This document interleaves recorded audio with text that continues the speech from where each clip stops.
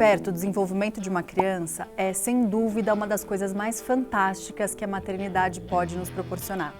Cada dia que passa parece um oceano de descobertas e possibilidades que a gente navega com os nossos filhos. Mas quando a nossa criança alcança ali seus 10 ou 11 anos, as águas desse mar começam a ficar um pouco mais turvas. Quando chega nos 12 anos, então, uma tempestade em alto mar acontece. E a sensação que muitas vezes essas mães sentem é de salve-se quem puder. A adolescência é encarada socialmente exatamente dessa forma. Um turbilhão de emoções e sentimentos que modificam não só como os nossos filhos se enxergam ou veem o mundo, mas também as suas relações familiares e sociais. Alterações hormonais, raiva excessiva, bullying, questões com autoestima, puberdade, relacionamentos amorosos e redes sociais se tornam um foco principal da vida do seu filho, que agora, com certeza, não é mais uma criança, mas também ainda não é um adulto. Parece que do dia para a noite o seu filho se tornou um adolescente. E essa, que é uma das maiores tretas da maternidade, a gente já ouviu muito, isso aqui vai ser o tema do episódio de hoje. Mães de adolescente. Eu sou a Júlia e sou a mãe da Cora. E eu sou a Tayla, mãe do Francisco e da Tereza. E esse podcast é Coisa de Mãe. E para falar desse tema que é tão importante, mas pouco falado e debatido, nós vamos receber duas mulheres incríveis, a educadora e escritora, autora do livro Desafios da Adolescência na Contemporaneidade, a mãe do Pedro, Lucas e Felipe. 3 adolescentes, Carolina Delboni. E ela que é uma das grandes atrizes brasileiras, mãe de 2 adolescentes, o Bernardo de 15 anos e a Clarice de 12 anos. Mel Lisboa, muito bem-vindas. A gente está muito ansiosa para introduzir, assim, oficialmente a adolescência, porque a gente já ouviu de muitas mães aqui que é a fase mais difícil do maternar. Quando é que vocês perceberam, se deram conta assim, tipo, virou um adolescente? Teve esse momento de perceber? Vai você que tem mais experiência do que eu. Olha, teve uma cena uma vez em casa que foi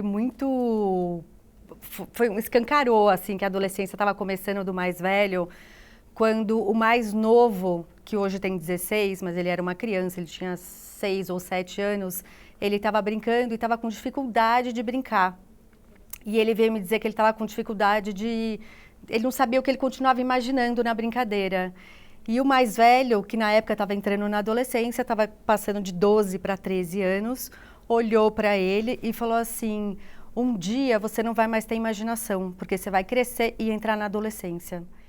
E aquilo, Gente, eu olhei, Que 12 anos é esse? mas eu olhei e pensei assim, uau, eu não sabia que eles tinham consciência dessa passagem, dessa mudança, dessa maneira tão presente. Então esse foi o primeiro choque assim que eu tomei, que eu olhei para ele e falei, E com tanta clareza, né? Sabendo nomear exatamente o que estava acontecendo. E daí eu achei que eu precisava entender melhor do assunto. Hein? E foi aí Foi aí que eu dei a minha virada também. Olha que ótimo. coisa. Maravilhoso. É bom que eu vou A aprender muito com você. A gente traz os especialistas, que na verdade é só pra gente ganhar uma consulta mesmo, sabe? Não, maravilhoso, porque é isso. Eu não... As crianças vão crescendo, daqui a pouco você vê, né? Eu lembro que uma vez a Cibele Forjaz, que é uma diretora aqui de São Paulo, ela falou uma coisa pra mim, assim, do filho dela, que já estava mais velho. E ela falou, ele já tá mais alto que eu e não sei o quê. E meus eram pequenininhos, e ela falou assim, mas filho é isso, né? Faz o tempo ser visível. Eu achei essa frase muito impactante, porque de fato, a criança ela cresce muito a olhos vistos. A gente vai envelhecendo, você ali, aos pouquinhos, não sei o quê. Você olha uma foto de 10 anos atrás e fala, nossa, como... Passou, deu uma envelhecidinha aqui, parará. Mas a criança é uma coisa absurda, né? Um outro tempo acontecendo. Mesmo, Então, assim, é uma questão do meu olhar e o olhar deles mesmo, assim. Porque quando o Bernardo adolesceu, a Clarice era uma criança. E Clarice falava muito que não queria crescer, que queria ser criança para sempre. Ela falava muito isso quando ela era criança. O Bernardo já não. O Bernardo capricorniano, que nem eu, já quer ser mais maduro, mais não sei o quê e tal. Mas teve o dia em que eu simplesmente mudei o meu olhar. Eu olhei para ele e falei, gente, quem é esse homem que está aqui em casa? Homem, assim, Sim. Porque deixou de ser criança, não é homem, exatamente como você falou. Não é um adulto, mas assim, era uma outra coisa que estava ali, era um outro ser, assim. E foi o meu olhar que mudou, porque a mudança dele foi mais sutil. A Clarice não, a Clarice já foi realmente do dia para a noite. Ela fez 11 anos, ela era de um jeito, 6 meses depois, ela era uma adolescente. E assim, acordei e ela era adolescente. Foi. Quais são as características que você enxerga no adolescente, nela, nessa virada de chave dela? Os interesses, a maneira como ela se porta na frente dos outros, as preocupações. No caso até, assim, o corpo mesmo, né? Muda o corpo, de repente, a criança tem um corpo, de repente não tem mais um corpo de criança. Também não chega a ser de um adulto, mas é aquilo, você vê, a puberdade também é visível, né? Então, é isso, o comportamento, todos os questionamentos, o enfrentamento, várias, né, que vai mudando e você... Mas é assim. Por onde a gente começa? Questionamento, enfrentamento, tudo isso, todos esses entes que ela falou. Escolhe um aí pra gente começar, porque a gente quer passar por todos eles. Eu acho que a primeira coisa, assim, que é sempre importante a gente entender, olhar essas mudanças todas, assim, como algo positivo também, né? Assim, apesar de trazer muita dificuldade, traz muita coisa bonita, né? Você olhar ali na tua frente um ser humano crescendo, se desenvolvendo, ganhando propriedade no que ele pensa, no que ele acha, na forma como ele se enxerga, né? Na constituição dele como ser, da própria identidade, é muito bonito. Mas para conseguir ter uma relação ali minimamente amigável e calma e suave, precisa disso, precisa que os pais olhem para esse adolescente e consigam entender essas mudanças todas, entendê-las de forma natural. Natural no sentido assim, faz parte do desenvolvimento humano, né? Então, assim, se ele ou ela não passar por essas mudanças, eles não chegam na fase adulta. É básico, né? E entender, né? Ter um pouco mais de compreensão. Eu sempre falo que a gente estruturalmente na sociedade, a gente é ensinado a olhar os adolescentes e acharem eles chatos, chamarem eles de chatos, né? Aborrecentes. E eu falo, se coloca no lugar, pensa você dentro de uma casa onde está a sua família e você 24 horas por dia escutando das pessoas, nossa, como você é mal-humorada, nossa, como você é chata, nossa, você só reclama. Pensa. Não é legal. Não é legal, né? A gente não faz isso com criança, a gente não faz isso com amigo, a gente não faz isso com ninguém e a gente se dá o direito de fazer com adolescente. Então, essa chavinha precisa mudar. Mas olha, é curioso você falar isso, porque eu fui educada por uma mãe, eu fui filha de mãe solo, né? A tradicional família brasileira. Fui filha de mãe solo e minha mãe, ela sempre me respeitou muito, a minha irmã, na nossa adolescência. E ela sempre falava, eu adoro ter filhos adolescentes. Para todo mundo. Ela sempre falou. E curiosamente, acaba que eu penso muito nisso, né? No respeito que você tem que ter. Por mais que às vezes aquilo, você fale, nossa, não sei o que. Eu tento respeitar ao máximo o processo, porque eu vivi isso também. Eu lembro de ser respeitada pela minha mãe. Então, não quero que meus filhos sejam diferentes disso, né? Embora eu seja outra pessoa, eu não sou minha mãe, eu sou muito mais impaciente que a minha mãe, eu sou muito mais brava que a minha mãe, mas é isso, esse lugar de você entender que faz parte do processo e que são fases também. E essas, né, você vai vendo, muda de fase, vai mudando. Então, assim, às vezes... A gente também tem que ter calma, né? A gente tem que também dar uma respirada e ter calma. Nossa, eu fico pensando muito nisso, porque eu tenho 2 bebês, né? 0 experiência para falar do tema, mas eu fui uma adolescente muito difícil. Eu poderia usar... Quem olha nem não diz. Eu não diria. Você diria. Mas assim... Coisas muito sérias, assim. Eu sou uma pessoa de fé e eu falo, cara, Deus não quis que acontecesse ali as coisas. Porque, assim, uma loucura o que eu fazia. Era uma loucura. Assim, enfim, saí de casa adolescente pra morar em São Paulo, peguei um busão, fui embora e nunca mais voltei com 15 anos, entendeu? Então, assim, e eu fico ouvindo vocês, né, que sorte a sua de ter uma mãe que amparava, que respeitava. Minha mãe... Tadinha, não conseguiu, né, por N motivos, dar todo esse amparo. Eu fico pensando nesse processo, porque eu acho que é uma relação de construção, né, que sua mãe chegou na adolescência e falou, eu amo os adolescentes e vou construir aqui essa relação com esse adolescente agora porque eu amo essa fase, né? Realmente uma construção da vida inteira nesse lugar de confiança, né, de ser ouvinte, de não julgar, né? Tipo, é uma relação... Tem um pediatra que eu adoro, que chama Dr. Leonardo Posternak. E ele fala que a adolescência começa na infância. A construção desse vínculo começa na infância. E o que ele está querendo dizer é justamente isso, né? Não é que entrou na adolescência, então agora a gente começa a se relacionar de outro jeito. Não. Ou esse respeito, ou essa escuta, né? Esse não julgamento, ou essa compreensão dessas alterações todas. Isso tem que acontecer na infância também, né? Acho que começa, eu estava lendo sobre a autonomia, né? O quão importante, óbvio, num outro lugar, não é mais da criança, né? Tem aqui, quão é importante, os traços da infância passaram, né? Precisa colocar novos rituais. E as crianças querem ser tratadas com respeito de alguém que está crescendo e adquirir novas coisas, né? Tipo, poder sair sozinho, poder ter autonomia física e emocional, um andar de bicicleta na casa de um amigo, tipo, ir criando essa autonomia, obviamente, sendo assistida de alguma forma, mas com liberdade mesmo, não a liberdade dirigida, né? Que isso vai fazendo com que eles realmente se sintam fazendo parte do eu, né? E eu acho que embora a adolescência seja comum a todos, né? Nós fomos adolescentes, todo adulto já foi um adolescente, e toda criança será um adolescente.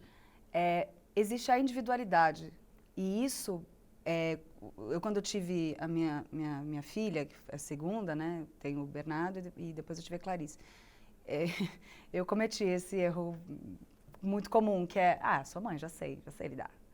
Não. Aquele outro ser humano que nasceu era completamente diferente, e é completamente diferente do meu primeiro filho. Você vai lidar de uma outra forma. Você é a mesma, aí é um desafio. E vai ter que lidar com dois seres humanos completamente diferentes. Como é que você maneja tudo isso? Enfim, não tem manual de instrução, você pode estudar, quanto mais você estudar, quanto mais você tiver informação, melhor, é evidente, mas é isso. Existe uma individualidade, então cada adolescente também é de um jeito. Embora, claro, haja um processo, acredito eu, né, de pertencimento, então muitas vezes eles repetem comportamentos dos amigos, né? Se veste igual, tem os mesmos gostos, porque é preciso ter esse sentimento de pertencimento, é preciso que haja essa coisa do grupo, né? Eles sentem essas necessidades. Às vezes alguém pode se sentir excluído e aí, né, tem as outras questões, mas são indivíduos. E entender a particularidade, isso é um desafio. E junto deles estarem entendendo, né? Porque eu imagino que eles estejam nesse processo deles próprios entenderem e descobrirem quem são no mundo. E a gente acompanhar, assistindo isso com parcimônia, mas ao mesmo tempo tentando proteger ao máximo, sem que eles percebam que... Isso eu tô supondo, né? Porque graças a Deus ainda faltam uns 10 anos para eu chegar lá. Deus faz demorar bastante para a gente poder ir acompanhando o processo, que eu imagino que não seja simples, né? Até a gente chegar lá. E eu vejo também uma coisa, muitos depoimentos, inclusive faremos um episódio, já está aí na nossa pauta, sobre esse abandono materno da adolescência, porque você está ali anos e anos acostumada a ser a pessoa mais importante da vida daquela criança. A gente vai fazer um episódio só sobre isso. O tema adolescente chegou para ficar, porque vocês pedem muito, temos muitas mães de adolescente na audiência. E de repente, do dia para a noite... A sua opinião não importa mais. É isso, aquilo que a Tayla falou no começo. As redes sociais, como é que maneja isso também, ou administra, ou os amigos. Todo o resto é mais importante que você, de repente. Mas a gente é uma geração analógica, né? Que eu fui uma adolescente analógica, então assim... Fomos. É uma adolescência diferente. Completamente. Então, completamente. Mas sabe que para os adolescentes, essa entrada na adolescência também exige deles uma despedida dos pais. Sim. Para eles, então assim, não é só a gente que se despede que sofre. Eles também, né? Assim, a criança, ela olha os pais muito como... É a instituição máxima, né? Então, assim, o que você faz, eu faço. O que você fala, eu falo. Né? Se você comer, eu como. E o adolescente, não. Justamente quando ele entra nessa fase, ele começa a enxergar os pais como seres humanos falíveis e vulneráveis, como qualquer um. Uhum. E isso é uma dor tremenda para o adolescente. Então, existe uma despedida também que é muito dolorida, de olhar os próprios pais e falar assim, poxa, minha mãe também mente. Minha mãe também é chata, minha mãe também fica mal-humorada, minha mãe, meu pai, minha avó, quem for, né, que tá ali dentro de casa. Então, tem essa frustração também, Nossa, que loucura você me falar isso, porque você tá falando e eu tô me lembrando desse momento com a minha mãe. Jura? Juro. Aí, ó, viu? E eu nem tinha associado aí, não sabia. Tipo assim, eu falei disso na minha última terapia, inclusive. Olha aí. Tô chocada. Até hoje. Não, eu acho que eu fui adolescente até semana passada, então. Eu tô achando que minha adolescência tardia existe com 37? Porque por muito tempo eu via o ser humano mãe. Óbvio que eu entendia que tinha os defeitos e as falhas, mas, poxa, era o ser humano mãe da capa de Supermãe. E de repente, meu mundo caiu. Ela é mulher para além da mãe. E até hoje acho que tem uma dor aí desse lugar. É isso. É isso. Olha, aqui é uma grande terapia, gente, pra mim. Vocês não estão entendendo. Vários Então, processos. os dois sofrem, né, de maneiras diferentes, mas os dois sofrem uma quebra de vínculo. Vocês têm algum momento que marcou? Eu vou dar meu depoimento aqui, que ele é um pouco diferente. Eu, na verdade, eu não sofro muito com essa quebra de vínculo. Tem horas que, claro, poxa, sei lá, tô a fim de fazer uma coisa com eles, e aí chega a Clarice, mãe, quero passar o final de semana na casa da minha amiga. Eu falo, poxa, também eu penso, tudo bem, que bom, vou poder fazer minhas coisas sem me preocupar. Porque eu gosto de vê-los crescer, eu gosto de vê-los amadurecer, eu prefiro eles mais velhos. Eu não sinto nenhuma saudade de bebê, de criança. Não acho que eu seja uma boa mãe de criança e de bebê. Eu prefiro a conversa, prefiro, sabe, nunca fui aquela mãe de ficar brincando, não sei o quê. Então, assim, eu gosto deles mais maduros, eu gosto de vê-los tendo autonomia, de vê-los sendo independentes, se tornarem seres cidadãos, né, sociais, enfim, vê-los amadurecerem mesmo, eu acho isso muito bacana.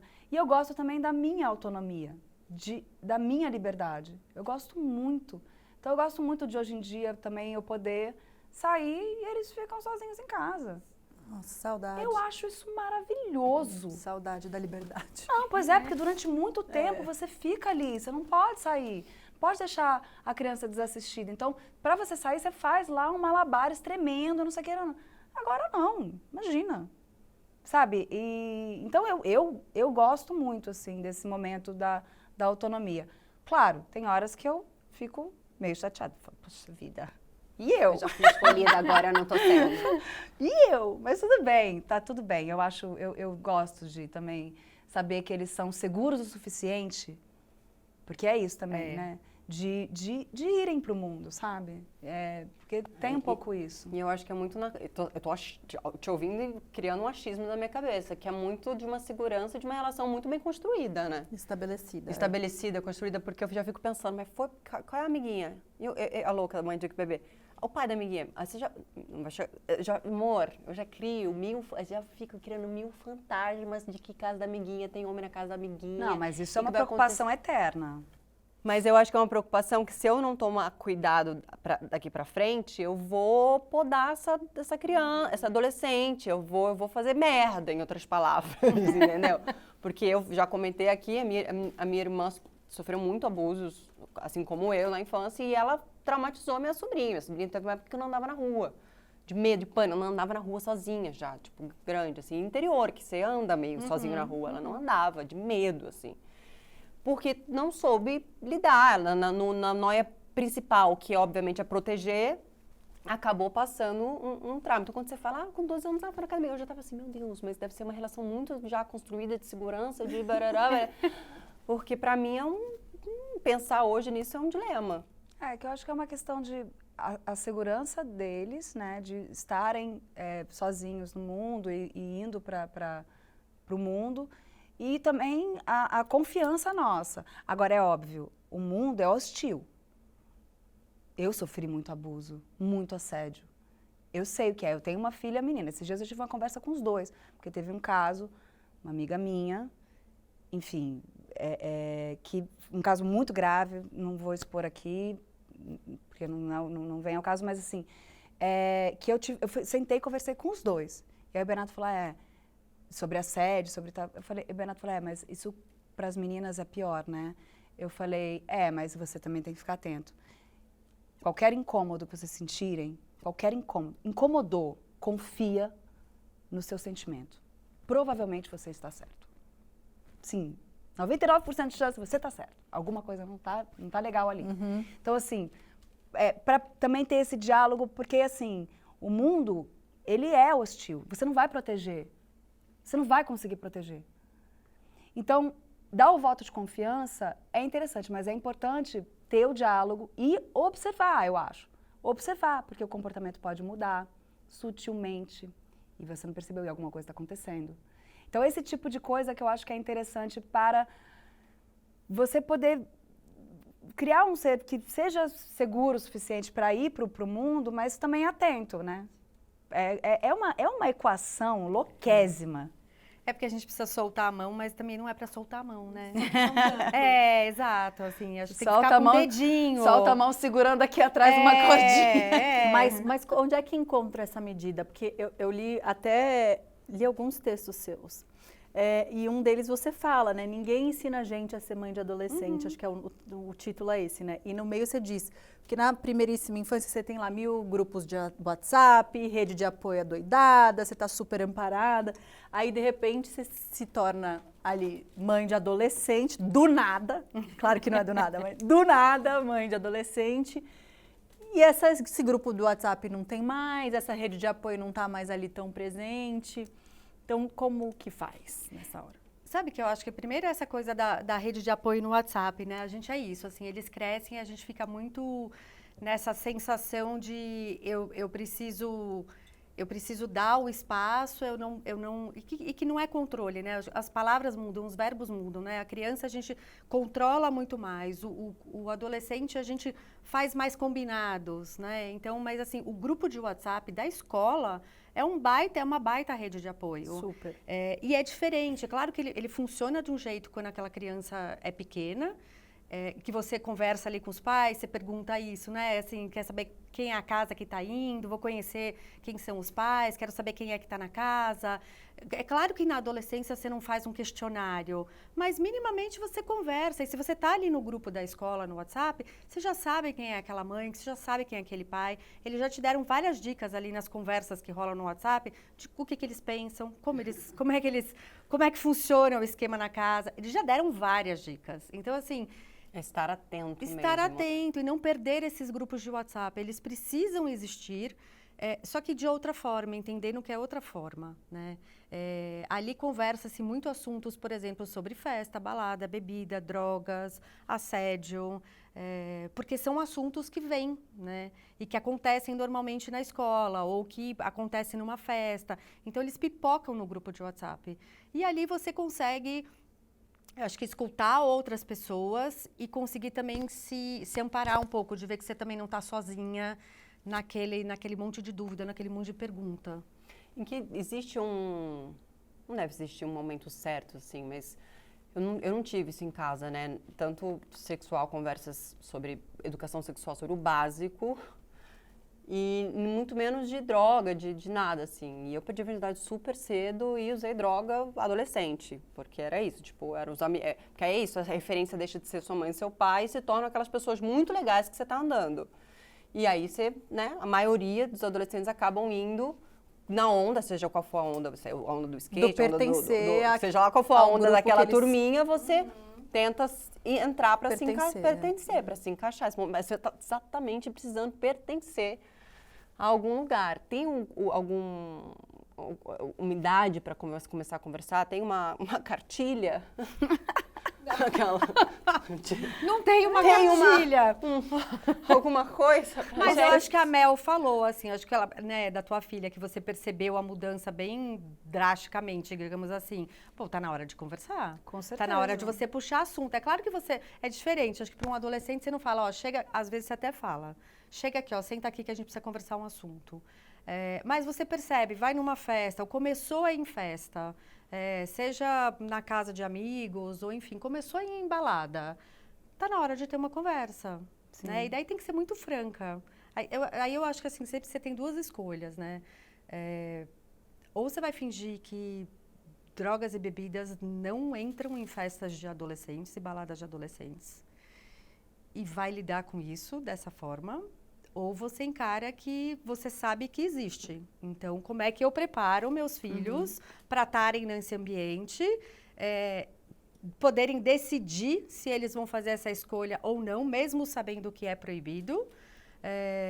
E se eles fizerem a escolha, o que pode ter de consequência, o que pode acontecer com o corpo deles, com a cabeça deles, como é que você procura ajuda, enfim. Se você não instrui, se você não dá ferramentas para esse adolescente lidar com as situações novas que vão aparecer, ele fica completamente perdido e fica à mercê da situação e dos outros, né? Então, percebeu que começou, né? O corpo entrou ali na puberdade, começou a desenvolver o corpo, leva na ginecologista.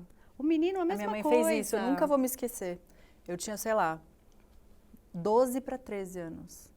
E eu fui perder a virgindade com 14. Você foi ver, nova também, né? 12. Comecei a namorar sério, minha mãe me levou no ginecologista. Aí, que era o dela já, né? E aí ela falou... Provavelmente ela já tinha tudo combinado com o ginecologista, que na época eu não percebi. Ela saiu da sala e falou, tira todas as suas dúvidas, fica à vontade. Eu achei tão maravilhoso. Não, maravilhoso. Porque talvez... E olha que meu diálogo com ela sempre foi direto e reto, sempre. Ela sempre me abriu o canal para tudo. Aí ela saiu e o cara já estava totalmente instruído. Aí eu saí de lá com anticoncepcional, sabendo como coloca uma camisinha. Totalmente brifado, mas é muito necessário. E eu vou te contar um negócio que você vai cair dura aí.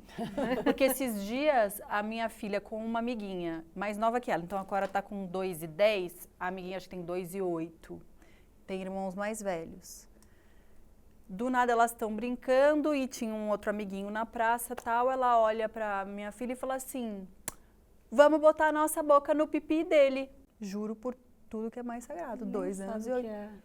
Eu fiquei desesperada porque eu, olhando de fora na hora, penso, para a pessoa fazer essa conexão, ou a criança já viu em casa, pai, mãe, alguma coisa acontecendo, ou ela tem um irmão que não é tão mais velho, também é jovem, mas que consome algum tipo de internet e ela viu, ou alguém fez isso com ela. Tem alguma outra Eu tô literalmente em... opção que vocês pensam? Eu fiquei desesperada. Aí eu fui até a escola, elas estavam na praça, mas são da mesma escola, chamei a professora, falei, olha, aconteceu isso, estou apavorada. Você já viu algum comentário parecido aqui na escola? E eu tô apavorada com a criança. Sim, claro. Sim. É sobre porque isso. Porque para criança sobre isso. Falar um negócio desse... Então é isso do tipo, qual idade, né? Que tá, nesse momento eu olhei e eu fiquei, né? Tipo, cara, minha filha é uma bebê toda a vida. Tipo, eu não me vejo tendo esse tipo de conversa ao mesmo tempo do lado dela, da sala dela, amiguinha dela. Mas desculpa, eu vou só te cortar uma coisa, porque tá aqui no meu coração, até bateu mais forte, porque você contou sua história do ginecologista, eu nunca falei isso publicamente, mas aconteceu a mesma coisa comigo. Minha mãe me levou no ginecologista, com a mesma idade. Me deixou sozinha, à vontade, com o ginecologista. O que ele fez? Abusou de você? Só que eu só fui entender isso 15 anos depois. Porque Óbvio, eu claro, achava você não que tinha era... essa noção. Eu estava incomodada, eu falei, mas... Eu tô no É ginecologista. assim, né? Nunca vim, a primeira vez. Nossa, eu fico até nervosa de falar isso. Nossa, meu coração já coração começou tá a disparar aqui, agora... Então, eu conversando com a Clarice sobre isso, eu respeitei muito o tempo dela. Eu quero levá-la em algum momento. Mas ela não está pronta ainda, ela não quer ir ainda. Eu falei, você vai quando você... Só que ela vai na minha ginecologista, que é uma mulher. E eu, mesmo sendo uma mulher maravilhosa, inclusive minha ginecologista é a melhor de todas, eu vou estar do lado dela o tempo inteiro. Esse era o médico da minha mãe da vida inteira e ele só atende Gente, com alguém uma me substitui enfermeira aqui. ao lado dele. Não é que minha mãe deixou eu e ele, fica eu, ele e a enfermeira que era a mesma de 30. Não, lógico, Não, sim, não, é- nem teria nem é muito pensado alerta nisso, isso, é um puto óbvio. alerta. Importantíssimo. Eu fiquei... E eu só fui me dar conta disso 15 anos depois, que um dia minha mãe chegou pra mim e falou assim, não sei o que e tal. E aí falou do ginecologista e eu falei, não. Aí ela, o que foi? Eu falei, não. E aí a ficha fez assim, ó. Caraca. E enfim, como também é muito difícil de você... Como eu falei, o mundo é hostil. Você não vai conseguir proteger. Não. De tudo. E isso é duro. Desesperador. É duro. Porque você acha que você vai conseguir, e você não vai conseguir. Eu acho que tem uma redução de danos, sabe? Se a gente conseguir reduzir danos, já é muito. E reduzir danos, para mim, enfim, eu não tenho zero conhecimento aqui assim, mesmo, é só experiência e, enfim, achismo mesmo, mas está na educação, na informação, na conversa. Não, sem dúvida. E perceber, né? Por isso que a educação o adolescente sexual é tão sim, importante, muito importante. tão fundamental. E o adolescente, a criança, ela vai te dar uns sinais. Às vezes você, não, mas é outra coisa, não, porque tá assim. Também desconfie você como mãe, pai, desconfie daquele estado que tá meio aqui. Às vezes não é porque tá com fome, não é porque tá com TPM, não é, dá uns caras funchados ali para ver o que pode estar acontecendo, sabe? É muito complicado. Super. Nossa. Respira. Qual foi a maior mudança emocional que seus filhos estão passando na adolescência, que vocês já enfrentaram? Nossa, emocional. É porque a gente fala muito, a gente fala muito, eu mesmo, eu acho que eu fui uma adolescente muito raivosa. Eu fui muito, assim, eu tinha ódio do mundo, eu odiava todas as pessoas, eu odiava minhas irmãs, nossa, eu tinha muita raiva, eu acho que óbvio, pela minha história, eu cresci num ambiente hostil e muita briga, então acho que tem a ver com a minha história, por isso que não é o mesmo para todos, né? Se teve alguma coisa dessas emoções, intensidade, a gente tem um outro estudo aqui muito legal que fala sobre os ídolos, eu tive essa outra fase que ninguém mais era importante na minha vida a não ser a Sandy, que era assim, vocês não sabem de nada, só a Sandy que sabe, e era uma coisa intensa, louca, que eu falava, vou morrer se eu não conhecer, eu achava que eu ia morrer se eu não conhecesse. Era um outro sentimento, assim, sei lá, se tem alguma coisa do emocional das crianças, né? Eu acho que tem crianças mais melancólicas, crianças não, né? Adolescentes, mas aqui tem um número muito grande também sobre como as adolescentes estão muito deprimidos, né? Acho que é das últimas décadas para cá é a geração mais deprimida da adolescência, né? Inclusive esse tem sido um assunto muito atual por conta do recente suicídio do adolescente ali, que gera um debate importantíssimo, né? De você educar, de você instruir, de você fazer também com que quem está causando determinado dano ao outro, né, no bullying ou alguma coisa, que também esse adolescente possa ter a educação correta para mudar o comportamento, para entender. E eu tendo a achar que a questão da saúde mental, mas é isso, eu acho que muito das redes sociais, aí eu acho que, eu queria até te perguntar, porque eu também fico nessa questão assim do que eu faço.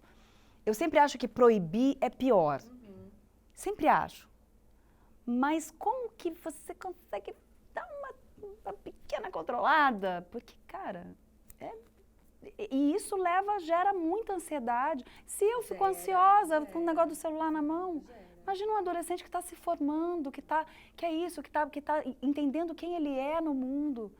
Como é que é? Mas, vou te falar, é a mesma coisa. Começa de novo na infância. É muito comum a gente ver pais de crianças pequenininhas que a criança está com o celular ou com o iPad. Crianças, às vezes, com 3 aninhos que estão no restaurante e o iPad está em cima do prato. Né? Então, você literalmente está trocando o alimento daquela criança. Né? E você está ensinando para ela, já dali de pequenininha, assim, como não ter paciência. Né? Como não sentar numa mesa e não ter paciência de esperar a comida, não ter paciência de escutar adultos, não ter paciência. Eu estou já dizendo ali para ela, olha, no seu menor incômodo, eu vou suprir a sua necessidade. Né? Eu falo que a gente também, quando faz esse gesto de dar o iPad, dar o celular, o que for, quando a gente dá mesmo, a gente simbolicamente está entregando o nosso antigo controle remoto da televisão para a criança. Porque antes era, né, sei lá, quando eu tenho 49, gente, quando eu via televisão em casa, era minha mãe, era alguém que entrava na sala, ligava a televisão, colocava no canal, ia fazer outra coisa, depois voltava e desligava e acabou, né? Quando a gente entrega o iPad para a criança, você está entregando... Minha mãe não estava nem em casa, então a gente colocava... Mas você está entregando simbolicamente o controle na mão daquela criança. E simbolicamente eu estou dando para ela o poder de negociação comigo. Se você não colocou limite aí, se você não fez combinados aí, não estabeleceu as regras aí, quando chegar na adolescência, você perdeu já. Você já perdeu. Ainda mais que eles vão te enfrentar, inevitavelmente. Eles vão te enfrentar. Eles e vão é testar isso, seus um adolescente limites. você não pega pelo braço e fala, dá aqui que a mamãe está mandando. Não, acabou. Né? A conversa é outra. Então, de novo, isso tem que ser estabelecido antes. Né? Ou dá para ter também uma conversa muito sincera de chegar e falar, ó, eu tô vendo que não tá legal esse uso, que tá além da conta. A gente nunca fez combinado nenhum sobre o tempo de tela, sobre horários, mas estou achando que a gente precisa fazer. Estou achando que você não está dando conta de resolver isso aqui sozinho e vamos fazer um combinado, né? Uma coisa que funciona, por exemplo, é você olhar lá, junto com o adolescente, o número de horas que ele passa nas redes sociais. E dá pro iPhone desligar sozinho também, né? Ah, mas eles ligam. Eles ligam. Não, tipo um bloqueio via... Dá, mas eu vou mais mini pelo hackers. pedagógico, por exemplo, de você ensinar ele, tipo, vai despertando a consciência naquele adolescente Até a responsabilidade. Cara, ó, você tá às 5 horas do seu dia, pensa que você fica acordado umas 10 por dia, 10 horas por dia mais ou menos. A metade do seu dia você gasta na frente da tela. Que outra coisa você poderia fazer? Aí eu acho que a gente tem que ajudar e oferecer outra coisa. Sei lá, se gosta de um esporte, se gosta de uma leitura, se gosta ou não gosta de nada. Então, vai ficar aí um pouco e a gente vai descobrir o que é esse nada. Mas, sei lá, passa 5 horas. Então, vamos fazer um combinado. A primeira semana você vai reduzir 30 minutos. Então, a primeira semana, até o final dessa semana, você tem que chegar em 4 horas e meia. E vai indo gradativamente. Muito bom. Sem você... Excelente. Sem você radicalizar, porque não vai funcionar, né? A minha irmã viu isso, que a minha sobrinha estava tendo muita dificuldade de dormir.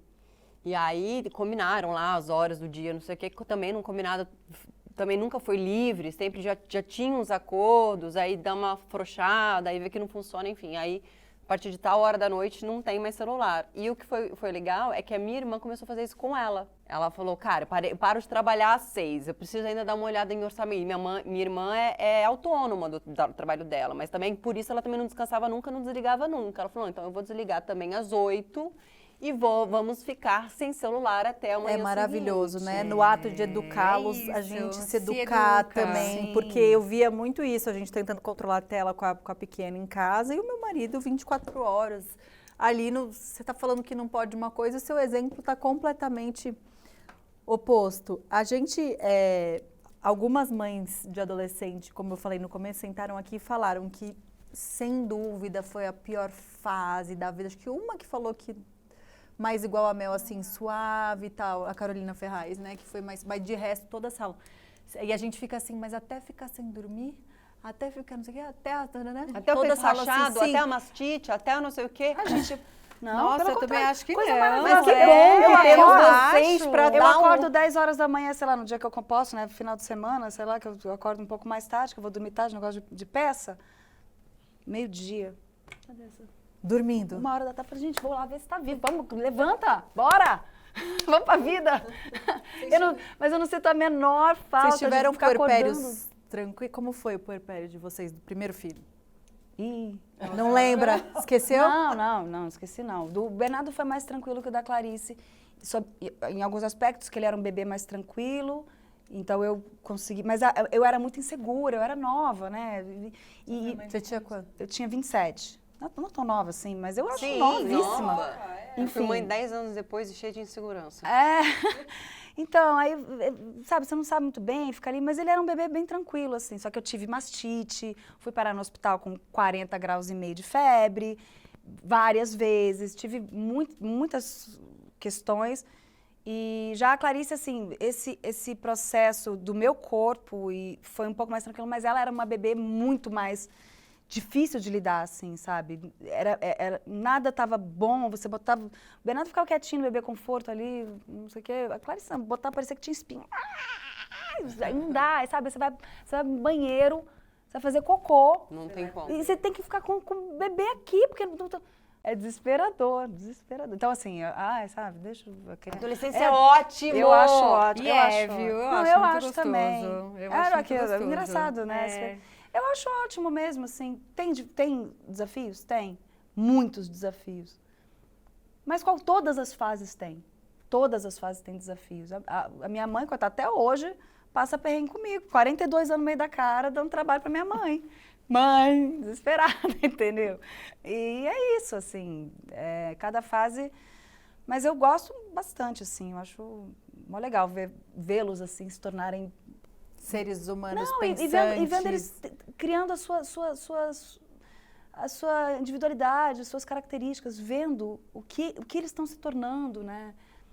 É isso, a Clarice, por exemplo, é uma que fica muito no celular, mas ela é muito comunicativa ao mesmo tempo. Então, assim, às vezes eu preciso mandar ela parar, sabe? Tá jantando, fala assim, para, desliga, para com isso. Aí ela para.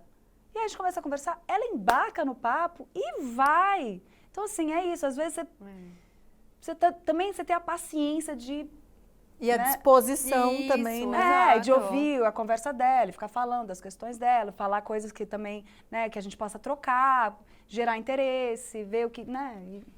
Você me fala que quando a gente estava falando, né, estamos falando sobre essa coisa do celular, de trocar, de negociar, e você fala de propor outras atividades, outra conversa para os adolescentes, né? Aqui fala que adolescentes buscam sensações físicas e emocionais que geram adrenalina. Eu não achei curioso. Portanto, precisamos proporcionar adrenalinas boas para que possam viver as sensações de forma positiva e não negativa. Na prática, isso significa viagens mais radicais ou de aventura, esportes ou competições. Eles gostam de serem desafiados e precisam desses desafios para provarem sua autoestima e sua segurança social. Achei isso um barato. E é isso mesmo, é isso mesmo. A busca até pela bebida alcoólica, pelas drogas, lícitas ou ilícitas, ela tem um pouco desse lugar, assim, ela ocupa um pouco do lugar de experimentar o mundo adulto, né? Eu já acho que eu cresci ali um pouco, eu já sou grande o suficiente, então eu quero experimentar essa suposta liberdade que existe no mundo adulto, mas também eu quero experimentar essa sensação de adrenalina do corpo sair ali de dentro, de eu não saber, de eu não ter controle, né? E ainda que eles tenham um pouco controle já das coisas, mas é essa sensação.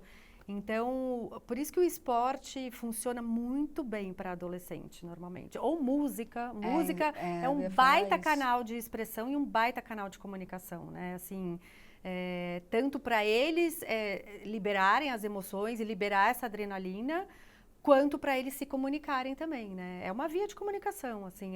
Tem uma coisa muito bonita que eu gosto da antroposofia, não sei quem conhece a antroposofia, mas... Prazer, um pouquinho. Prazer, Thay. Mas é uma filosofia, digamos assim, um jeito de olhar para a vida, para o mundo.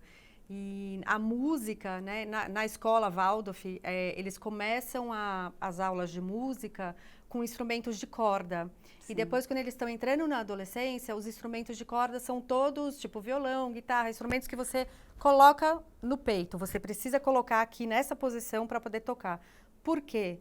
Porque a corda, o batimento da corda, quando você manuseia ela, ajuda a vibração. A vibração interna com as emoções, né? Uau. A equilibrar aquelas emoções. Então, a música é um baita de um canal. E eu estava comentando com a minha irmã, porque eu tenho 3 sobrinhas adolescentes. E uma delas está com 11 e ela está competindo ginástica olímpica. E aí ela está vindo para competição, foi uma competição grande em São Paulo, né? Do interior veio para Guarulhos para competir e tal. E a gente conversando com ela, eu conversando com ela o quanto era importante competir, que era o máximo a competição. Eu fui muito dos esportes e eu falei, cara, quanto o esporte na adolescência me ajudou na vida. Porque era tanta competição que não ganha, né? Que a gente não ganhava. E o quanto me ajudou a receber o tanto de não que eu recebi na vida, né? Sem desacreditar de mim mesma. Porque, pô, fui modelo, né? Você faz 50 testes no mês, e se você receber 2 sim, você fala, nossa, pelo menos foi assim a minha trajetória. Era, tipo, muitos nãos. Depois atriz, mas 1000 testes para um sim, olha lá. Então, assim, o quanto isso, essas frustrações, porque obviamente você cria expectativa, poderia realmente, eu vejo o quanto acabam deprimindo mesmo, né? E o quanto eu acho, ó, vários fatores aí, óbvio, mas o quanto o esporte, que foi muito importante durante anos da minha adolescência, fez com que realmente eu acho que troquei essa ideia com ela esse final de semana, assim, o quanto o esporte me colocou nesse lugar, assim, me ajudou. Se você olhar para muitos dos projetos sociais, a grande maioria deles trabalha ou com esporte ou com arte. música. Então, Arte, tá aí a teatro, resposta. né? Né? Teatro também, É. teatro é super... a maneira de se expressar, né? De você... Pertencer, né? Também é um exercício maravilhoso. Os meus estudam música e também praticam esportes.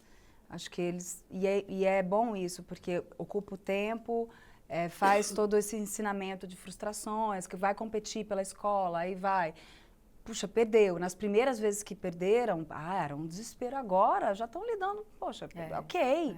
Acontece, às vezes perde, às vezes ganha. E quando ganha, que bom, vamos treinar mais. Precisa treinar. Então, assim, o Bernardo gosta de jogar xadrez, ele faz campeonato de xadrez. É o adolescente que eu chego, eu moro com a minha vizinha de porta, os filhos gêmeos dela são amigos dos meus filhos, então é quase uma casa só, assim, fica ali. Aí, às vezes dorme uns 9 adolescentes, 10 adolescentes na casa dela ou na minha, aí um dia eu abri a porta da casa dela, tava lá o Bernardo jogando xadrez com um amigo, assim, no final de semana. O que o adolescente está fazendo? Tá jogando xadrez. Mas é legal, porque você vê, ele foi um interesse estimulado pela escola, que começou com ele, mas aí a escola também deu aula de xadrez. E aí ele começa a se interessar não apenas pelo jogo, pela estratégia, não sei o quê, pela competição. Foi competir, campeonato de xadrez. E um aquilo esporte, também de isso é você muito legal, perceber o que exato. desperta a peculiaridade daquele ser humano, né? Talvez um pai desatento pudesse chegar e falar, vai jogar bola, vai não sei o que. Pô, que demais o xadrez, que demais de você estar atento e de repente regar ali a plantinha do que brilha os olhos do seu filho, né? Eu acho que tudo isso, de novo, exige muita presença nossa, de perceber a sutileza daquela personalidade, poder jogar com ela e ter disposição e mais, e mais, e mais, e mais para jogar junto ali e lidar com aquele... Quanto realmente eu tô Sim. fazendo uma terapia aqui hoje, tá? Real, Vamos chamar mais uma mãe pra roda? Vamos. Pra gente aumentar aqui nossa conversa. É a Paulinha.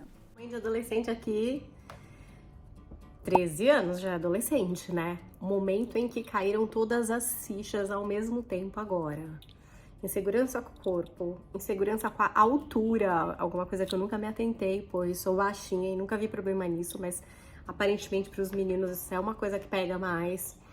Insegurança em relação aos amigos, no sentido de que precisa estar o tempo todo com esses amigos, senão vai perder os amigos. Se não estiver jogando com eles, vai perder os amigos. Então, essa paura de perder amigo.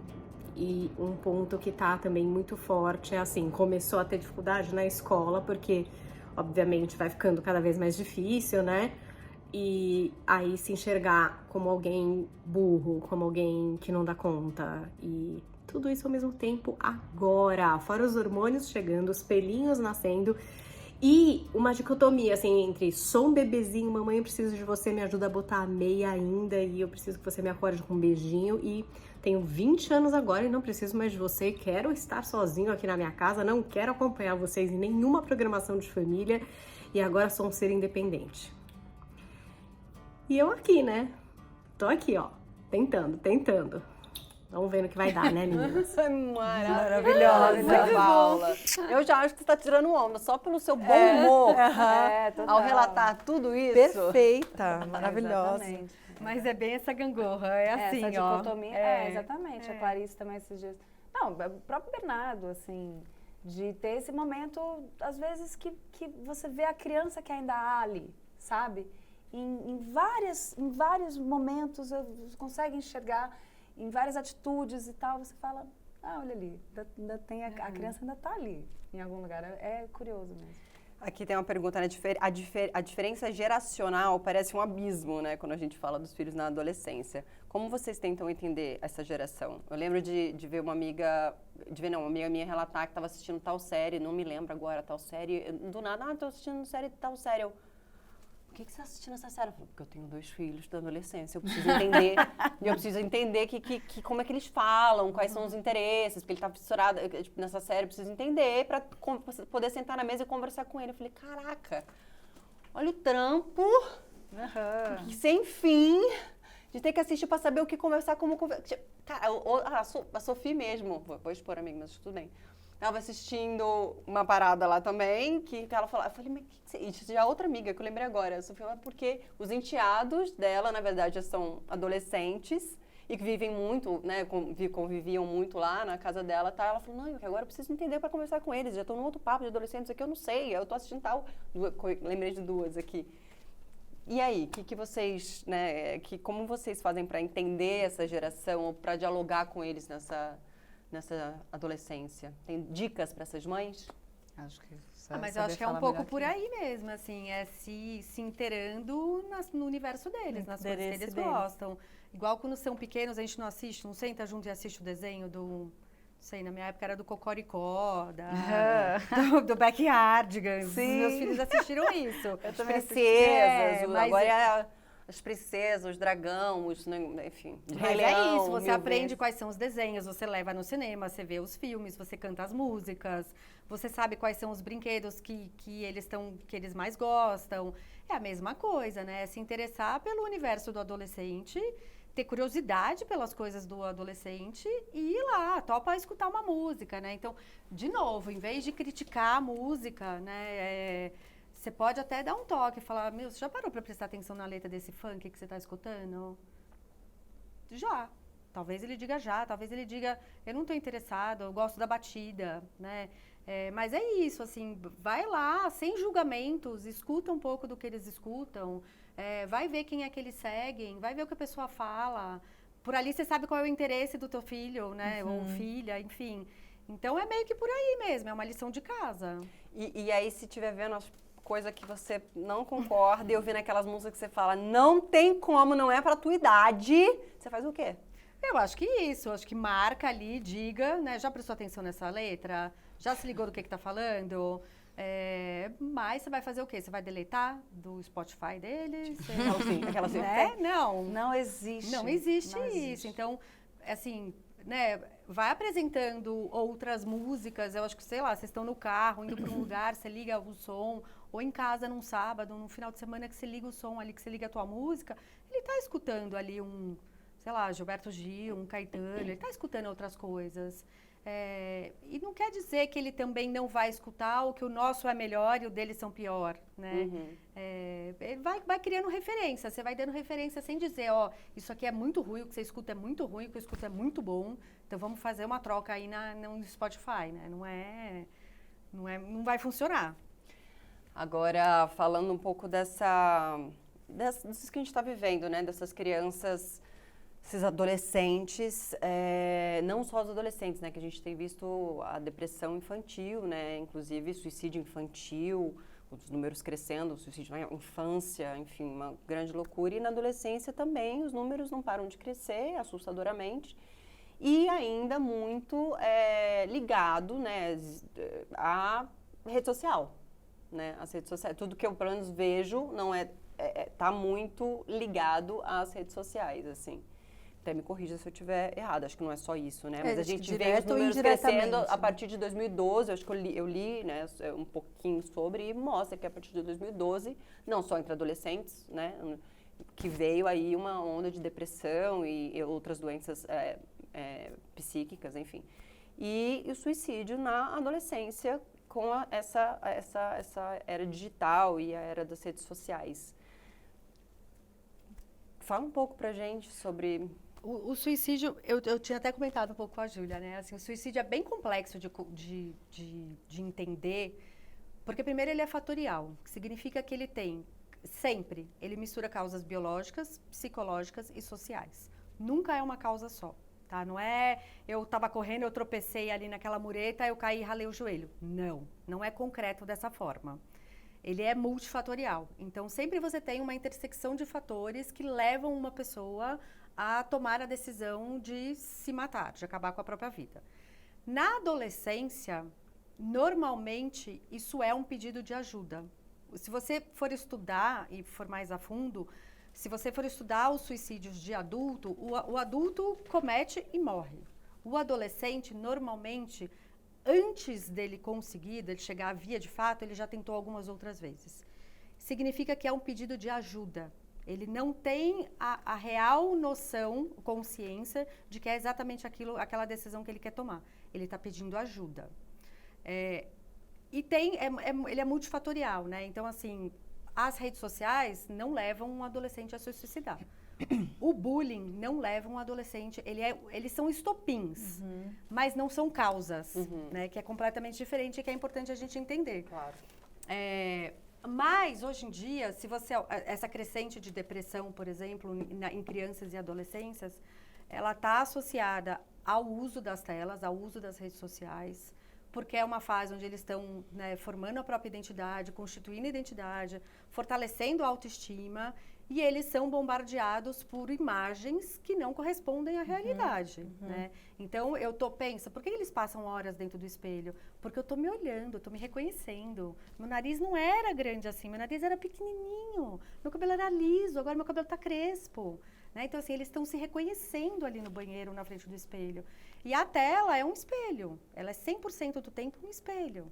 Se você olhar as redes sociais deles, eles pouco postam, os pais postam muito mais. Porque Verdade. Não posta nada. Não posta Nossa, nada. minha Bem superfície. zero. Porque é um espelho. Aquilo é um espelho.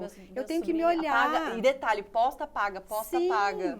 porque eu tenho que ficar me olhando. E eu ainda não eu não sou o melhor amigo dessa imagem ainda, né? A gente está aprendendo a se relacionar. Então, é muito difícil. A relação com as redes sociais é muito complicada por conta disso. Ela acaba gerando mais insegurança, mais dificuldade deles constituírem essa identidade. Somado a isso, se a gente olhar para a atualidade, tem um contexto de atualidade que é uma não crença em futuro.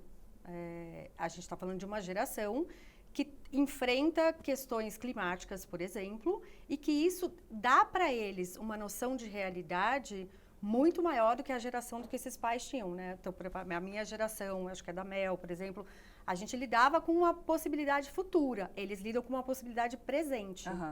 E eles sabem que pode ser que o futuro deles está comprometido em alguma forma, de certa maneira. Então, tudo isso vai gerando uma não crença na própria vida. E daí você desvaloriza a vida. O CCVV, por exemplo, que é o Centro de Valorização da Vida, que é um dos lugares que é muito indicado para as pessoas ligarem quando elas tiverem alguma questão, ele chama Centro de Valorização à Vida porque essa é uma questão do suicídio. É o não valor à vida, né? Então, quando aquele adolescente percebe que a vida dele não tem valor e que não serve para nada viver, ele vai entrando nessa ideia de que, então, a solução é acabar com a vida, né? Então, são vários fatores, assim. A gente tem adolescentes também, a gente tem uma geração que lida muito pouco com as frustrações, com a tristeza, com a raiva, porque, por outro lado, a gente tem uma geração de pais super protetores, então, que blinda os filhos de qualquer sentimento negativo. Só que se eu blindo meu filho de qualquer sentimento negativo, eu não dou para ele a oportunidade de aprender a lidar com aquilo, né? De criar habilidades para lidar com a tristeza, de saber que o mundo não vai acabar porque uma amizade terminou, porque um namoro terminou, ou porque eu não conhecia a Sandy. Porque eles acham, a sensação é essa, Não, de que totalmente. o mundo vai acabar. 100%. Entendeu? Nossa, Isso. Sim, meu primeiro namoro que eu terminei, eu me lembro de ter a certeza também. absoluta que o mundo ia acabar. Absoluta. Eu falo que o Não adolescente... ia acabar não, certeza que eu ia morrer, que eu não sobreviveria mesmo. Eu Eu falo me lembro de que- estar deitada no chão da sala, eu juro, deitada no chão da sala, tipo, eu vou morrer, isso aqui que tá doendo, eu vou morrer. Mas é isso, a sensação é essa, de verdade, não é exagero. Eu falo que eles entram na adolescência com uma caixinha de sapato vazia. E que conforme eles vão vivendo as coisas e tendo experiências, eles vão sendo capazes de encher essa caixinha de vivências. Só que se eu bloqueio ele de viver as coisas, a caixinha fica vazia. E daí eu acho que eu vou realmente morrer.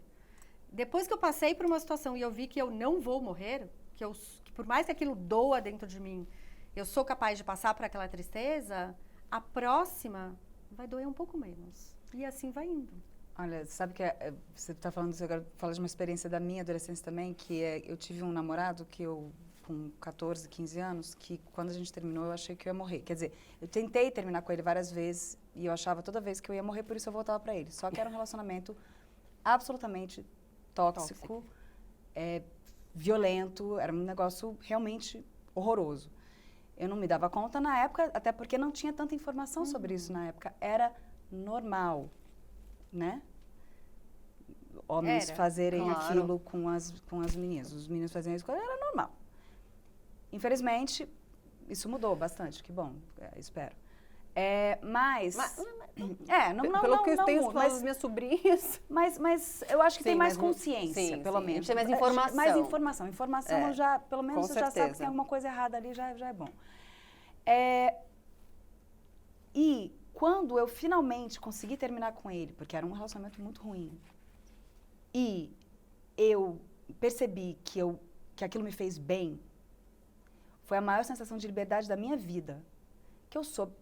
Eu juro, da minha vida. Foi o momento que eu me senti mais livre na minha vida. Fiz assim, nossa, eu resolvi o meu problema. Sozinha. Enfrentei as minhas dificuldades. Superei. Eu tinha muita dificuldade de terminar com ele. Mesmo ele me fazendo muito mal. No dia que eu consegui terminar com ele, que ele falou, e aí, você não vai me ligar? Eu falei, não, eu terminei com você. Mas eu terminei com você, acabou. O mundo se abriu pra mim, fez assim, que demais, que liberdade, que coisa. Uma conquista. Uma conquista. Por mais duro que tenha sido, por mais sofrido que tenha sido e doloroso que tenha sido esse relacionamento, ter acontecido isso comigo no final me ensinou muito. Precisava ter passado por isso? Não, obviamente que não. Mas passei. E que bom que, no fim disso, eu consegui resolver esse problema e perceber que resolver esse problema foi bom pra mim. Eu acho que... Cresceu, né? Tem um pouco isso. Você vê que você é capaz de lidar com essas situações e resolver. É isso. É exatamente isso. É importante mesmo. Eu nunca. Vocês podem só falar eu nunca ou podem desenvolver em Pode cima... mentir? Não vale mentir. Eu já desejei que a infância do meu filho tivesse durado mais tempo. Eu nunca. Ela já tinha respondido. Eu nunca. Não? Não. Eu já achei que fui uma adolescente mais legal que meu filho. Nossa, eu nunca. Eu nunca. Cara, meu filho vai... Olha, que eu falho nunca, que eu falho nunca, que eu falho nunca. Também. Dei trabalho.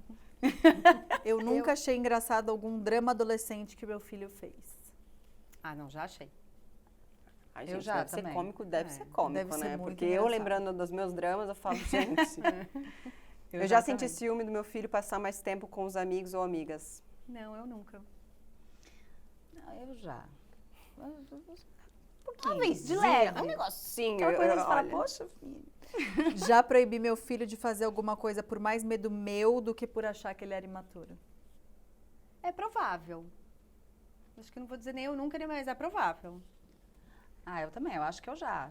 É difícil de identificar É, isso. mas porque é bem isso provável. Isso é uma capacidade de autoanálise instantânea que é bem Não dá. Eu já falei a famosa frase, eu confio em você, eu só não confio nos outros. Não, eu nunca falei isso, não. Também não. Já fui a mãe que fez meu filho passar vergonha na frente dos amigos tentando ser uma mãe descolada.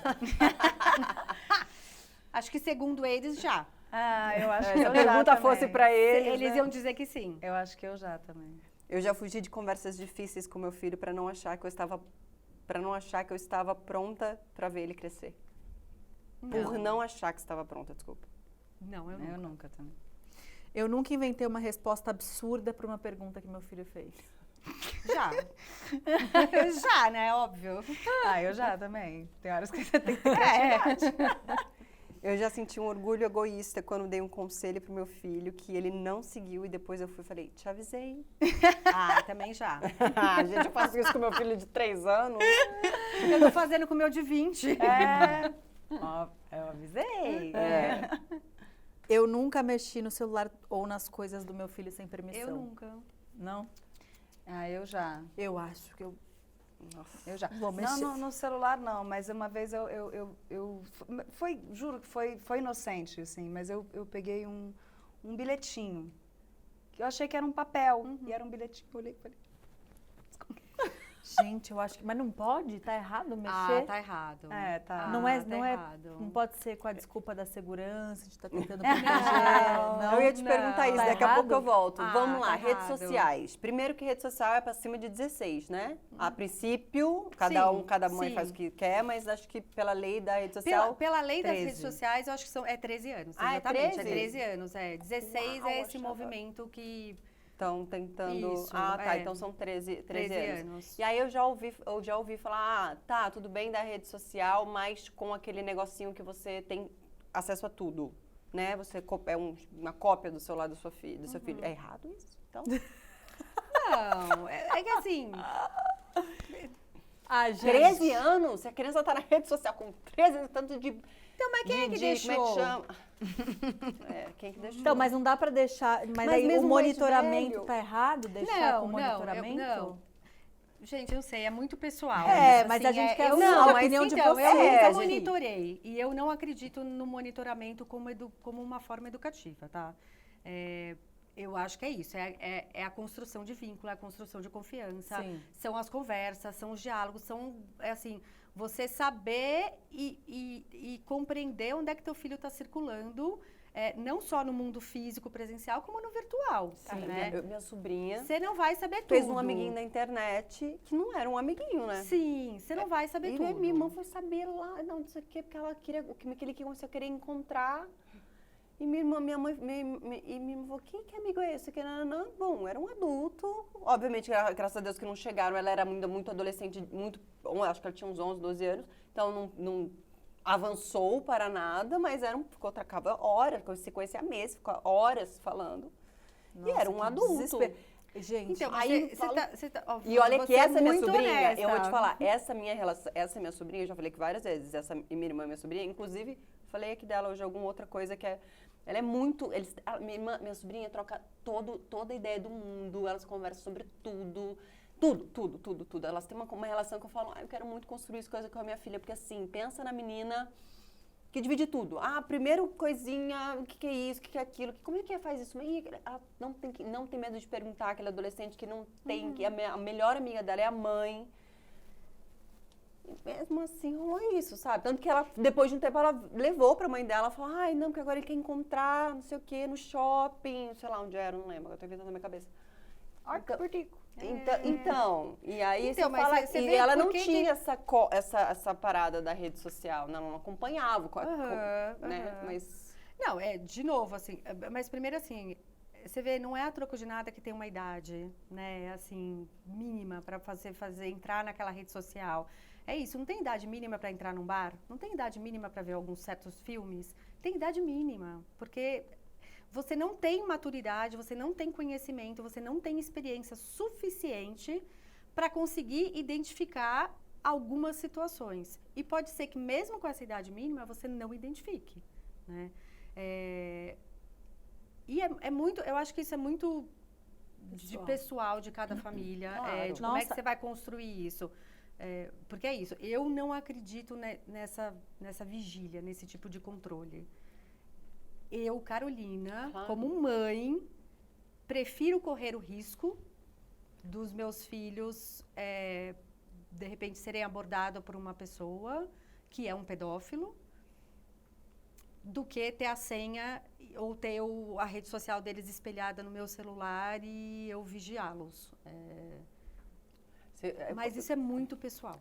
Isso é muito pessoal. você também não Mas eu também não vejo nada, eu também não espelho, não faço nada, assim. Eu acho que... Porque, sinceramente, eu acho que não adianta, eles encontram subterfúgios. Assim como a gente, quando era adolescente, analogicamente, conseguia mentir pra mãe. Driblar e fazer e acontecer.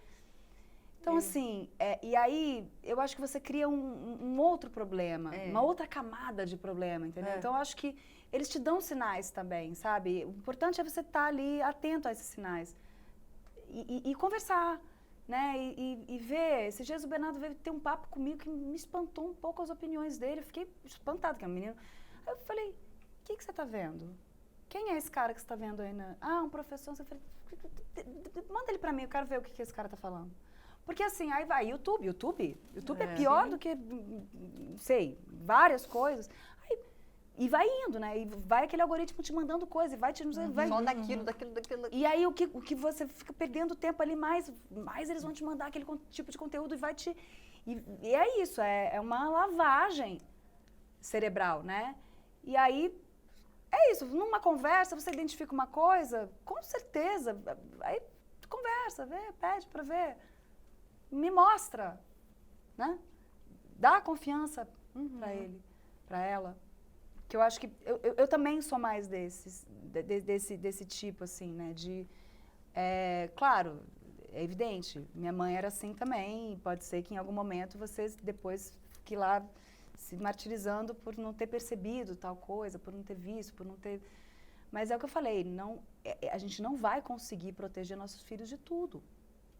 Não vai.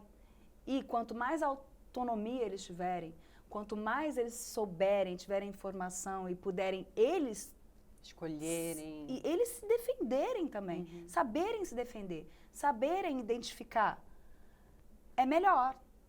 Claro. Do que você ficar ali, você balizando e aquela criança, aquele adolescente e um adulto talvez não vá saber lidar com a hostilidade do mundo. Voltei à hostilidade do mundo. Com certeza.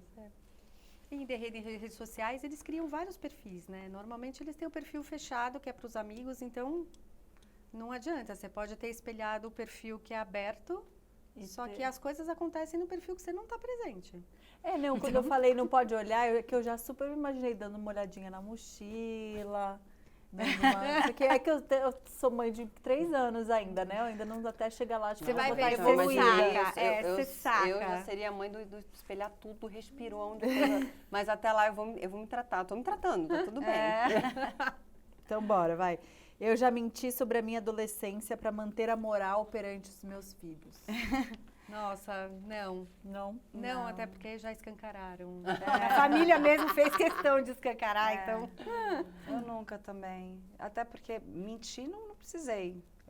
Enquanto eles não me perguntarem. Boa. Eu nunca falei que a criação da minha mãe era ruim e acabei fazendo tudo igual. Eu nunca falei que a criação da minha mãe era ruim. Nunca alguma coisa que a sua mãe fazia, você não que gostava, você falava, você não faz vou igual. fazer igual e faz igual. Se bem que pelo que você está minha falando, minha sua mãe é mãe uma era... mãe bem melhor que eu. Ela é uma mãe muito mais legal que eu. Então, eu na verdade, eu dei um downgrade ali na maternidade. Mas eu já fiz. Eu também. Eu nunca perdi o controle numa discussão com meu filho. Não, eu já muito. Nossa. Eu nunca... Já demais, a ponto de ter que pedir desculpa depois. Importante, né? Outro ponto muito importante, né? Ai, reconhecer as falhas e pedir desculpas, Nossa. né? Eu estava lendo sobre isso nessa fase da adolescência, o quão importante, quando começa a capa de super-herói cai, né? E você vê as falhas, o quanto é importante eles entenderem. Peço muita desculpa. Eu nunca menti para outras mães. Mentir conscientemente, talvez não, mas talvez eu tenha dito alguma coisa, é provável. Mas não assim. Não, era mentir. Aqui é da brincadeira. É porque assim, a gente fala que mãe mente muito, né?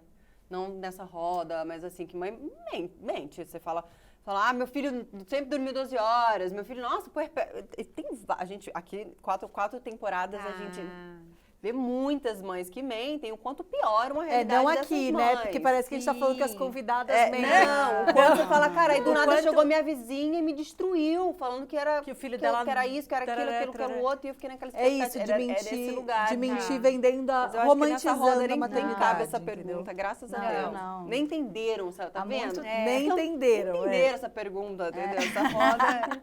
Eu nunca tive medo do meu filho reclamar de mim na terapia do futuro. Não, o meu problema é que eu tenho certeza que eu já tenho que fazer a poupança terapia.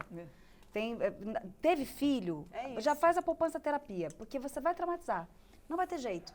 Vai traumatizar. Eu li um livro chamado Laços, Domenico, esqueci o sobrenome, de um escritor italiano. E tem um momento lá no final, os irmãos se encontrando, já adultos, uma história bem de família. E eles falam isso, falam assim, a gente tem filho para traumatizar os filhos. Aí eu me identifiquei tanto, eu falei, é isso, gente. A gente não vai conseguir não traumatizar. Em algum momento você vai. E a gente tem que eu não sei, Abraçar isso. abraça. Porque, tá, isso não tô falando aqui que aí, então, dane-se, você faz o que você quiser. Não é sobre isso, claro. Mas é se perdoar também, às vezes, sabe? A gente não é perfeito, a gente nunca vai ser perfeito. Não existe maternidade perfeita, não existe ser humano perfeito. Então, assim, e a gente vai aprendendo também com os nossos erros. Só que o problema é que a vida não tem outro take, não tem repetição, não tem ensaio. É ali, errou, ficou, traumatizou. Então, ó, terapia eu já falei isso com meus filhos outro dia. Falei, já tô fazendo a proposta da terapia de você. Mas sabe que, falando exatamente nisso, porque, cara, tá tudo ligado na minha última terapia. Porque eu, quando eu comecei a fazer terapia, eu achava que era tudo culpa do meu pai. Que meu pai era problemático, ele se matou quando eu era muito jovem. E aí, fiz anos de terapia, tudo que era meu pai, tudo culpa do meu pai. De repente, comecei a achar as terapeutas certas. Aí eu fui dar terapia para análise, que é um pouco mais profundo. Comecei a entender que era tudo com a minha mãe. E hoje, depois de anos de análise, eu entendi que, coitada, não é tudo sobre a minha mãe. É sobre a vida. A vida é complexa, a vida é difícil. É o que você estava falando, tipo, você faz terapia não para curar... Eu tinha na cabeça que eu fazia terapia para curar os traumas da minha mãe. Claro que tem da mãe, do pai, da vida, mas assim, é sobre a vida, porque viver é complexo. E eu tenho cada vez tirado mais a culpa da minha mãe e colocado na complexidade que é a vida, né? Sim, sim. E essa foi a minha última terapia. Enfim. Maravilhosa. Que bom, que bom. Exato, É maravilhosa. É bom ter essa consciência, né? Só uma dica aqui que eu achei interessante, vocês podem validar ou não, que a gente estava falando dos ídolos, né? O quanto os adolescentes têm uma fase muito importante que precisam de ídolos, né? Que vale o resgate na linha do tempo para lembrar quem eram os nossos ídolos, quem a gente admirava, tinha vontade de ser, que eles precisam alguém para olhar, que não vai ser o pai, nem a mãe mais, né? Alguém para mirar e dizer, eu quero ser essa pessoa quando eu crescer. Então, eles precisam dessa referência humana. Então, enquanto aqui eles colocam como referência, porque eles vão ter lá o professor, quem é esse professor? Quem é esse cara que você está vendo? E eu lembro da minha sobrinha mostrar um menino na internet que ela era apaixonada, e eu lembro desse vídeo que o menino falava, um adolescente, menina perfeita, menina sem estria é o risco que deu errado, não sei o que, do rascunho que deu errado, o menino falava, pelo amor de Deus, você vê essa criatura... Você não acha a tia linda? Porque ela tem como, né? Eu sou a tia maneira, que saiu do interior, que realizou e tal. Fala que tia tem um monte de estria, enfim. E aí mostra o quão é importante os pais, né, apresentarem também novas referências, né? Através de livros, da música, biografias, filmes, né? Enfim, por aí. Fala muito mais sobre isso, mas... É um bom caminho também, sim, né? De super. você ir introduzindo, apresentando referências para além daquele mundinho virtual que eles seguem, né? Super. Acho que tanto para eles, né, terem essa pessoa, deles olharem e falar assim, eu quero ser essa pessoa quando eu for adulto, quanto para eles entenderem essa complexidade da vida, né? Pela biografia de uma outra pessoa, a gente entende a complexidade da vida, das emoções, dos sentimentos, do quanto é difícil, às vezes, atravessar algum momento, mas como é possível passar por esse momento, né? Então, isso também ajuda o adolescente a ir, para além dele ir se constituindo, para ele ir se entendendo emocionalmente, internamente. É super importante. Mais alguma coisa? Tem mais umas 3 horinhas. Mas eu acho que a gente fala muito dos adolescentes hoje em dia, né? Mas a gente tem que trazer muito a responsabilidade para nós adultos também, porque a gente fala do celular, a gente fala da rede social, a gente fala mas a gente está lá igual, né? E é muito reflexo marcou muito em mim, assim, me deu até um alívio da minha filha ter 3 anos de te ouvir dizer isso, começa na primeira infância mesmo. Então, nós estamos vivendo esse mesmo momento atual, digitalizado, que os nossos adolescentes estão vivendo. Então, assim, da gente também, né, pais, respirarmos e também desconectar para conectar no real, no seu filho que está na sua sala. Por mais difícil que seja, por mais que nem toda mãe consegue, porque chega em casa e tem que trabalhar mais e faz dupla, tripla jornada e tal. Mas, assim, me pegou muito isso que você falou, do tipo, a gente começa a relação com os nossos adolescentes agora. Não importa se tem 1, 2, 3, 4, 5 anos, né? trazer essa... e o exercício nosso também, de se educar porque para... Depois eles vão criar outras referências e seguir os amigos ou o ídolo, o que for, mas durante toda essa primeira, segunda infância, os pais são um reflexo. Lembra que eu falei da Tereza? Porque eu falava, o Chico chegou uma época que eu dava tela. Tela só televisão, nunca pegou o celular nem iPad, porque nem iPad eu tenho em casa. Mas tela ele viu um tantinho ali, até que eu tive problemas e tirei. Hoje não tem mais, mas enfim, mas teve um tempo. A Tereza já nasceu quando já não tinha tela nenhuma, absolutamente zero. E ela, às vezes eu preciso fazer um negocinho, ela liga a TV para tentar distrair ela, não distrai. Só que o celular, ela é fissurada no celular, de pegar, porque ela não pega, mas ela, onde ela vê um celular, ela pega e sai correndo. Ela pega e sai correndo. Ela tem 1 ano e meio. Eu falo, da onde que ela... Aí um dia eu perguntei, eu falei, com você ainda. Eu falei assim, da onde que vem? Porque ela nunca teve tela. Ela nunca assistiu nada. Ela vê o pai com isso na mão o tempo inteiro. Fissura. Ela fica aqui assim, ó. Mágico, né? Aí eu falo, caraca, fascinante. É só de... Porque ela nunca viu nada no celular. Nada, zero. Ela nunca... Só da gente andar com aquilo o dia inteiro. Não, e o compartilhar também, eu acho que fica comigo, assim, depois desse episódio também, isso que vocês trouxeram muito do compartilhar. Então, a gente vai ouvir a sua música, você escolhe uma, eu escolho uma. E seu pai uma, e seu irmão se tiver outra. Então, tá todo mundo compartilhando, né, desde cedo, o gosto do outro, pra gente talvez chegar lá na frente. As regras da rede social, vai ser muito mais fácil a gente colocar, ou do tempo, do filme, do... Né? Hoje minha filha já vê filmes, ela tem 3 anos, ela sabe o dia que não tem aula é o dia que a gente assiste filme.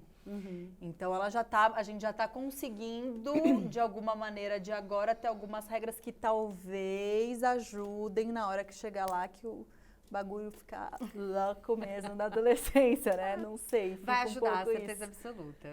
Né? Um caminho. Um caminho. Tá ansiosa, Marília, pra chegar lá? Não, nem um pouco. Comecei aqui nos bastidores falando, por mim, nunca cresciam.